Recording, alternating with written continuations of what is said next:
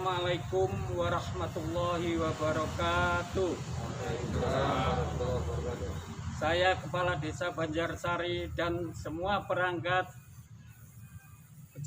Desa Banjarsari, Kecamatan Ngeronggot, Kabupaten Nganjuk bersama BPD, Babinsa, Babinkamtib, Tipnas, Bidan Desa, pendamping desa, tokoh masyarakat, dan tokoh agama menghimbau kepada warga Desa Banjarsari yang ada di perantauan untuk tidak mudik dulu sampai wabah corona berlalu.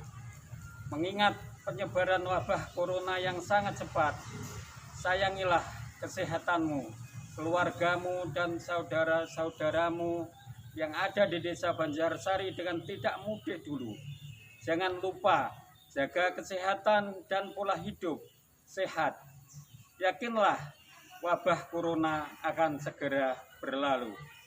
Itu juga saya menghimbau kepada seluruh warga Banjarsari untuk tetap menjaga kesehatan, ketabahan, dan kita saling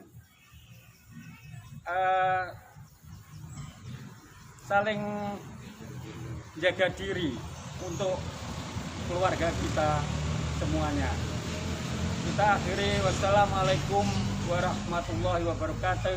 Desa Banjarsari bebas corona. Desa Banjarsari Bebas corona. Desa Banjarsari Bebas corona.